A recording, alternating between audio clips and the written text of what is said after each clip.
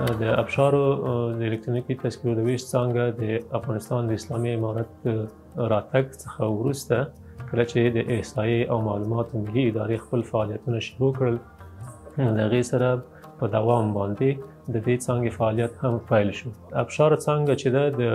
80 شاوخوا په محدوده کې د کارمندان لري چې د دوی د جملې څخه 12 نفره ښځینه دي چې د ښځینه چارې مخته وړي او باقي مانده یې نارینه دي چې د نارینه‌وو د کارونو د طی مراحل لپاره خپلې دنده سرته رسوي. د 800 نفرو مراجعین چې کله دوی دلته مراجعه کوي، د دوی تقریبا د 500 تعداد باندې دوی بایومتریک کیږي او باقي مانده د دوی د ویش څانګې ته مراجعه کوي او یا اسناد تثبیت هویت بخش کی طی مراحل کیږي. ابشارو د الکترونیکي تذکرو د ویش څانګې تقریبا د 80,000 څخه زیاتو الکترونیکي تذکرو اسناد طی مراحل کړي دي او د دې څخه تخمیني مو ویلی شو چې د 24 میلیونو شاوخوا کې کم و زیات عواید د دولت بودجې ته انتقال شوي دي. د ابشار څانګه د دې باوجود چې عادي الکترونیکي پیژندپاڼه طی مراحل کوي، د دې ترڅنګ د ویش څخه وروسته خدمتونه هم دوی ته اجرا کوي چې په دې خدمتو کې یوه هم د مصنع تذکرو ویش دی، همداشان د الکترونیکي تذکرو تجدید دی، یعنې نوي کول دي او د هغه فامیلي کسانو چې کله په لومړي سر کې دوی د فامیل د لیست څخه پاتې دي او د دوی بیرته فامیل لپاره اضافه کولو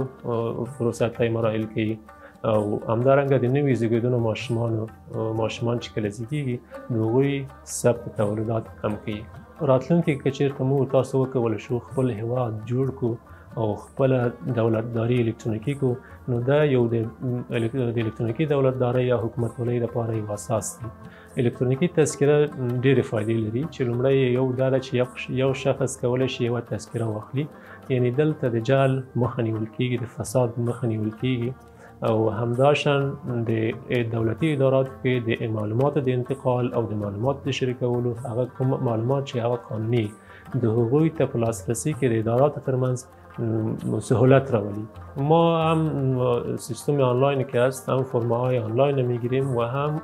فرم‌هایی که کامپیوترایز شده باشه، یعنی قلمی خانه‌پویی نشده باشه. ما این دو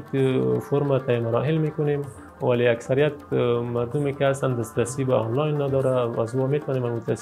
فرمایی که مثلا یا کامپیوترایز یا کامپیوتری کور کرده از او استفاده کنیم و طی مراحل میشه از ما که مشکل نداره. د هیوادوال لپاره زما پیغام دا دی چې دوی مراجعه وکړي او دوی راشي مرکزو ته الکترونیکي تذکره واخلي او خپل هویت تثبیت کړي.